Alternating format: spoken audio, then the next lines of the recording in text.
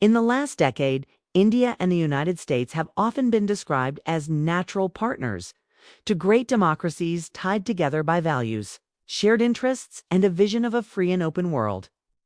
But as history reminds us, geopolitics is rarely that simple.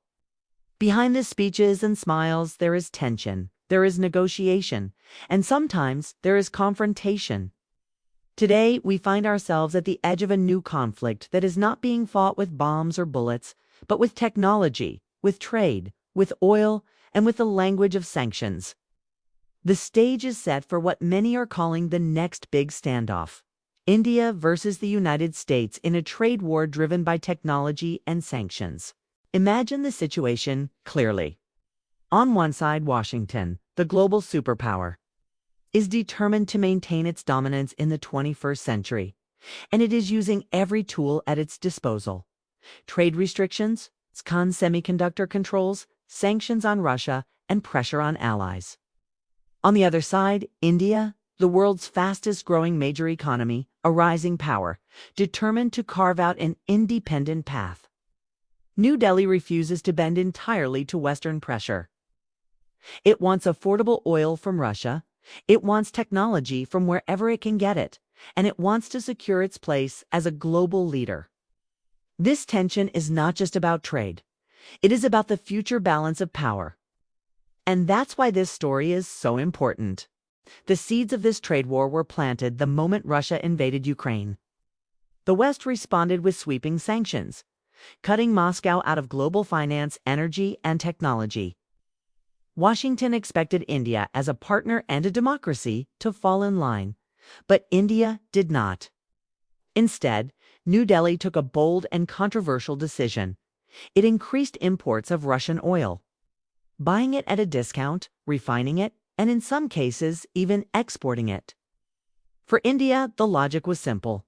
The nation of 1.4 billion people needs affordable energy to grow, and no Western country was offering subsidies. Why should India hurt its own economy to fight someone else's war? That was the reasoning. But for Washington, this was defiance. It looked like India was breaking the Western sanctions wall, and that triggered irritation that has now become open pressure. From oil, the battlefield expanded into technology. Washington is very sensitive about semiconductors, advanced chips, and telecommunications. China has already been locked out of much of this ecosystem, and the U.S. wants to make sure that none of its rivals, direct or indirect, can bypass restrictions.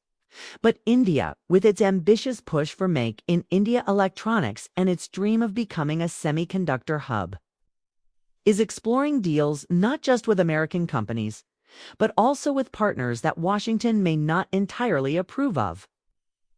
Add to that India's military relationship with Russia, from S-400 missile systems to spare parts for old fighter jets, and you begin to see why this relationship is strained. America wants India to be a strategic ally against China, but at the same time, it does not want India to have too much independence. That's the contradiction. Now, let's take a closer look at how this trade war is unfolding. One of the most sensitive areas is energy.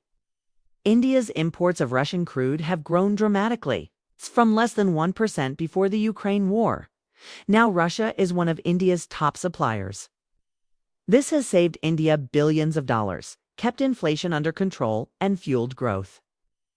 But it has also created geopolitical drama. Washington has sanctioned shipping firms, insurance companies, and even Indian-linked traders involved in the Russian oil business. Each sanction creates hurdles, delays payments, complicates logistics, but India keeps finding ways around them. Oil is the lifeblood of India's growth, and New Delhi is not ready to compromise. This defiance frustrates Washington, but it also shows the world that India is capable of independent decision-making. The second front is defense. For decades, India has depended heavily on Russian weapons. Even today, around 60% of India's military inventory is Russian origin. Spare parts, ammunition, upgrades all come from Moscow. The U.S. would prefer India to gradually shift to Western defense systems, from fighter jets to drones. But that shift cannot happen overnight. and India does not want to lose its strategic autonomy. So when Washington threatens sanctions over the S-4VO missile system, India simply shrugs and continues with the deal. It is a reminder that for New Delhi, sovereignty comes first, even if that means irritating America. The third and perhaps most dramatic front is technology. Here, the stakes are enormous. Whoever controls semiconductors controls the future of artificial intelligence, of supercomputing, of weapon systems, of everything. The U.S. has banned exports of advanced chips to China, and it is now restricting their sale to other countries where the risk of diversion exists. India, however, wants to build its own semiconductor ecosystem. It is inviting investments from companies in Taiwan, South Korea, Japan, and yes, America itself. But the conditions India sets, the subsidies it offers, and the deals it explores may not always align with Washington's vision. That friction is creating a silent tug-of-war. Will India bend to U.S. export controls, or will it push for its own path? That question could define the next decade. Now, let's talk about the diplomatic game. The U.S. uses language of partnership. It calls India a pillar of the Indo-Pacific strategy, a counterbalance to China, a fellow democracy. But behind closed doors, it also applies pressure. American officials repeatedly raise concerns about human rights, about religious freedom, about India's Russia ties, about trade barriers. They push New Delhi to sign more defense agreements, to open up markets, to join the West's sanctions regime. India, on the other hand, plays a delicate balancing act. It joins the Quad with the U.S., Japan, and Australia. It attends G7 outreach meetings. But it also sits with Russia and China at BRICS. It joins the Shanghai Cooperation Organization. This is what Indian diplomacy calls multi-alignment, and it frustrates those in Washington who want clear loyalty. This frustration is now boiling over into what can only be described as a trade war. Tariffs, restrictions, warnings, they are becoming more frequent. Washington has threatened to review India's trade privileges. It has raised questions about data localization policies, about digital taxes, about tariffs on American products. India, for its part, has hit back with its own measures, from tariffs on American agricultural goods to restrictions on e-commerce giants. What we are seeing is not just an economic dispute. It is a battle for leverage. Washington wants India to align more closely, and India is using trade as a shield. But here's the bigger picture. This conflict is not just about India and the U.S. It is about the changing global order. For decades, the U.S. has been the undisputed leader, setting rules, enforcing sanctions, deciding who gets technology and who doesn't. But now, countries like India are saying, wait, we have our own interests, we have our own vision. We will not blindly follow your rules. This is the rise of multipolarity. This is the world after unipolarity. And that's what makes the India-US standoff so significant. It is a sign of a new era where power is distributed, where alliances are fluid, where autonomy is prized. Now, what does this mean for ordinary Indians and Americans? For Indians, it means cheaper fuel for now, but also potential risks if sanctions tighten. It means access to new technology, but also restrictions on high-end chips if Washington refuses.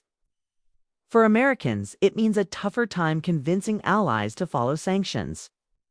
It means their companies face barriers in the Indian market. It means the dream of India as a perfect ally against China is complicated. This is not the Cold War where every nation had to pick a camp.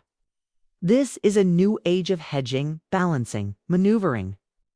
And India is mastering that game. Let's dive into a specific example. The semiconductor war.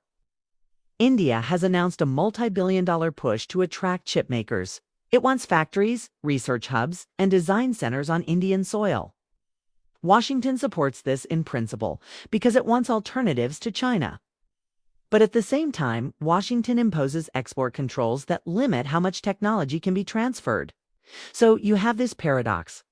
America wants India to help counter China, but it also doesn't fully trust India with the crown jewels of chip technology. That contradiction creates friction. And New Delhi, sensing this, is exploring deals with other partners, Taiwanese firms like TSMC, South Korean giants like Samsung. If Washington blocks, India will find another way. This determination is what defines India's approach. Another example, oil payments. With Western sanctions blocking Russia from the SWIFT banking system, India has experimented with payments in rupees, in dirhams, even in barter-like arrangements. This is not just about oil. This is about challenging the dollar's dominance. If India and Russia can trade outside the dollar, that weakens Washington's financial leverage. This is why the U.S. watches these deals closely. From Washington's perspective, it looks like India is helping Russia survive sanctions.